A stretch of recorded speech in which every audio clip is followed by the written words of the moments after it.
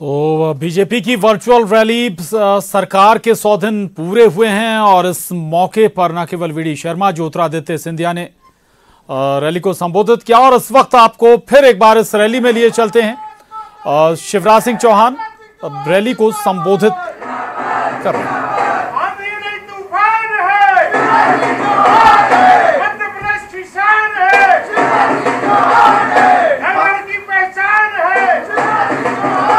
भारत माता की आंधी और तूफान थोड़ी अब तो मामा हूँ भैया। अच्छा बच्चे क्या, अब तो बूढ़े भी मामा जी कहते हैं। मंच पर विराजमान मध्य प्रदेश भारतीय जनता पार्टी के यशस्वी और लोकप्रिय, अपने एक कहावत थी, फूल के पांव पालने में दिख जाते हैं। भारतीय जनता पार्टी के जब से नेतृत्व संभाला, सफलताओं के झंडे नित्य गाड़ते जा रहे हैं। आदरणीय भाई विष्णु दत्त शर्मा जी, चाहिए भाई,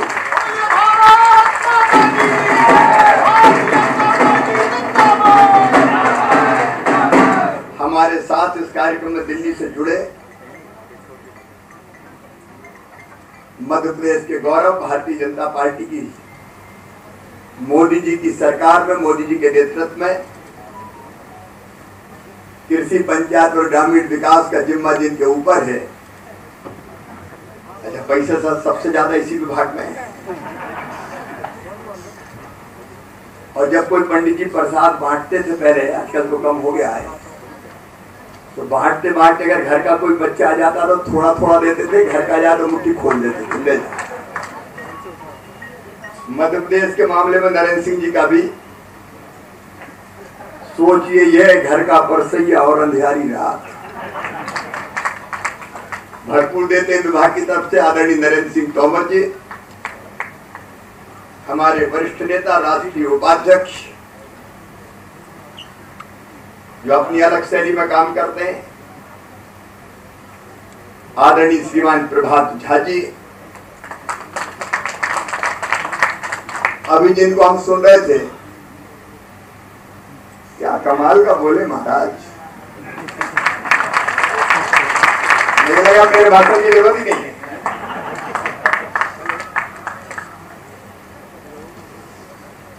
जो सही भावना और विचार थी वो लगातार उनके हृदय से अभिव्यक्त हो रहे थे। और एक ऐसी परंपरा जो दम्भ और अहंकार को स्वीकार नहीं करती और जनता और प्रदेश के खिलाफ अगर कोई जाता है तो उसको जमीदोज करती है, राजमाता जी की परंपरा से आने वाले। अच्छा वो ग्वालियर चंबल में भी वोट उनको देख के थोड़ी दिए थे,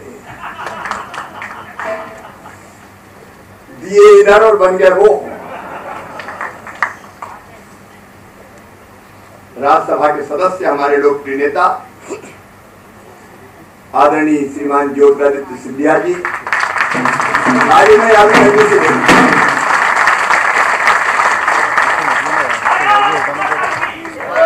बचपन से जिनके साथ में काम कर रहा हूं, पहले युवा मोर्चे में, फिर भारतीय जनता पार्टी में, अपनी शैली के एक अद्भुत नेता और भारत सरकार में संस्कृति और पर्यटन मंत्रालय संभालने वाले, और वो भी मध्य प्रदेश में कोई कसर नहीं रखते, वैसे वो बांटते समान है देश भर में। हमारे केंद्रीय मंत्री और लोकप्रिय नेता आदरणीय श्रीमान प्रहलाद पटेल जी, आदरणीय सुहास जी, अलग अलग स्थानों से हमारे वरिष्ठ नेता जुड़े हुए पूरे प्रदेश से, मेरे सभी आदरणीय वरिष्ठ नेतागण, मेरे मंत्रिमंडल के सहयोगीगण। असल में पंचक में शपथ दिला दी मुझे, मैं सोच रहा था कि लूंगा नवरात्रि के पहले दिन, और आदेश आया फिर अभी तुरंत लेना है। पंचक में शतक के चक्कर में मंत्रिमंडल बड़ी देर में बना। पहले तो हम अकेले जूझते रहे। मैंने पूछा कि दिल्ली के नहीं, अभी तो कोरोना का संकट है, लॉकडाउन है, चलते रहो, एकला चालू रहे। लेकिन पार्टी साथ थी, विधायक सांसद साथी साथ थे।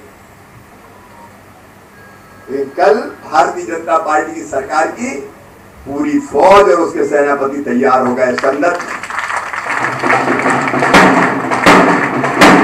और इस संकल्प के साथ कि विकास और जन कल्याण का एक नया इतिहास लिखेंगे, कल हमने संकल्प लिया। पूरे प्रदेश भर में जुड़े हुए यहाँ बैठे मेरे विधायक साथीगण, मेरे सांसद साथीगण, मेरे कार्यकर्ता बहनों और भाइयों, प्रदेश भर में मुझे सुन रही जनता जनार्दन, पत्रकार मित्रों, दोनों हाथ जोड़ के आप सबको प्रणाम करता हूं, आप सबको नमस्कार करता हूं।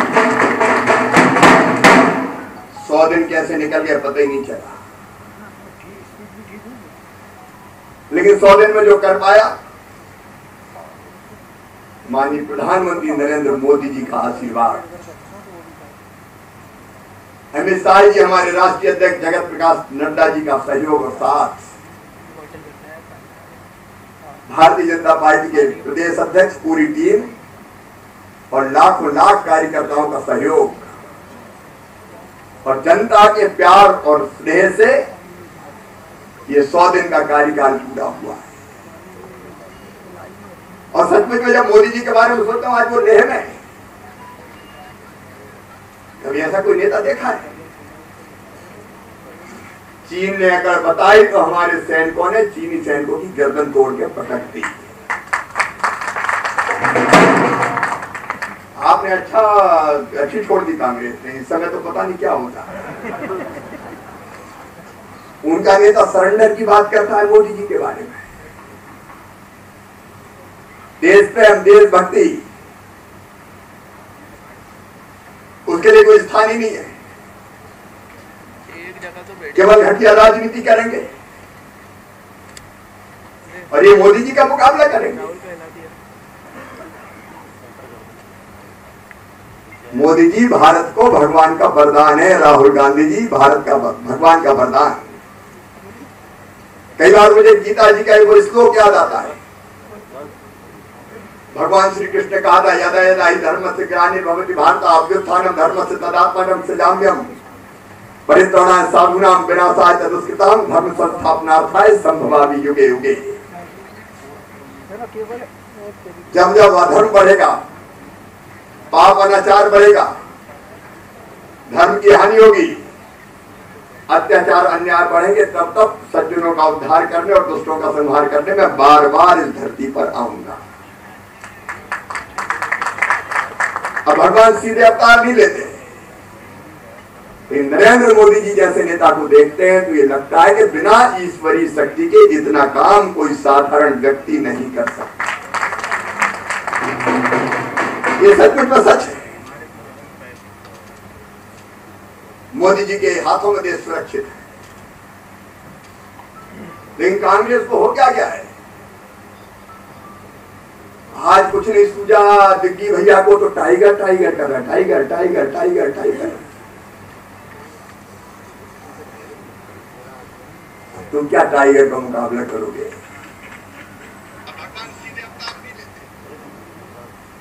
इधर तो बंटा ढाल है तो कमलनाथ की बंटा ढाल करवा दिया। जब सरकार भी बनी तो 4D सरकार थी कमलनाथ की, 4D। पहला डी दलाल, ये दलालों की सरकार थी, खुलेआम कह रहा हूं। मध्य प्रदेश के वल्लभ भवन को इनने दलाली का अड्डा बना दिया था, दलाली का अड्डा। मैं प्रदेश की जनता से निवेदन करना चाहता हूं, चारों तरफ लूट। ये मेरे पुराने पहले जो मंत्रिमंडल में साथी थे वो यहां बैठे हुए हैं। मुझे आश्चर्य हुआ जब ये कहा। हमारी इमरती बहन भी बैठी है, उनकी बातें बड़ी आनंद देती है, खरी खरी कहती है। मिलने आई, हम कक्ष में बैठे, तो फिर बोली भैया हमने तो जो कक्ष ही पहली बार देखो और वल्लभ भवन को, मैं कह रहे आप तो मंत्री थी, बिल में धसानी नहीं देते, नहीं चलो चलो 24 घंटे 26 दिन तो लाओ चलो चलो चलो। अब ये मंत्रियों के हाथ, और अगर कोई बड़ा ठेकेदार आ जाए, वो 2 थे, नाम नहीं लूंगा उनका। अभी ने पूछा भैया ये 2 कौन है, कौन से पूछा था, ये राजदंडोतिया है क्या ये बैठे। इनने कहा कि कौन से पद पे हैं, बोले पद पता नहीं है, लेकिन एक पता है कि दिन भर बोरा में भरते हैं और रात को सीके ले जाते हैं।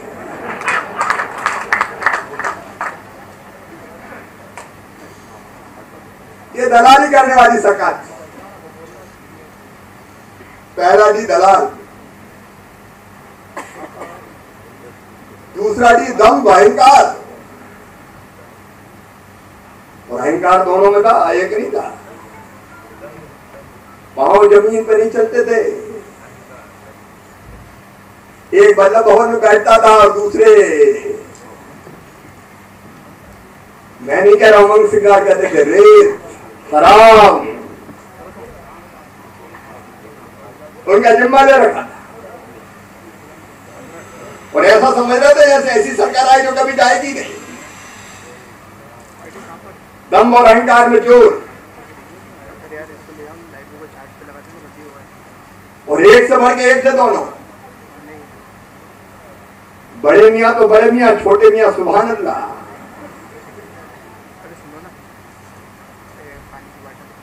और तीसरी दुर्भावना 3D, कुचल देंगे, मसल देंगे, तोड़ देंगे, मिटा देंगे, निपट लेंगे। कितने भारतीय जनता पार्टी के कार्यकर्ताओं के घर तोड़े तुमने, कितने लोगों को तुमने एनएसए में जेल भेजा, कितने लोगों के काम धंधे तुमने तबाह किए। लेकिन समझ लेना दिग्विजय कमलनाथ, ये भारतीय जनता पार्टी के कार्यकर्ता है, जब तक सहते हैं सह लेते हैं, लेकिन जब अपनी पे आ जाते हैं तो बड़े बड़ों को उखाड़ कर फेंक देते हैं। आखिर सहने की भी कोई सीमा होती है।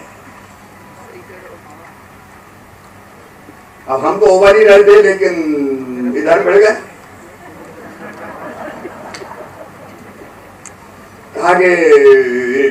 इन्हें कहा कि इनकी सुनो, किसानों की सुनो, कर्जा माफ करो, वो नहीं सुनते, जाओ क्या कर लोगे, बोले हम सड़क पे आएंगे। तो आ जाओ सड़क पे, तो परमानेंट सड़क पे ला दिया।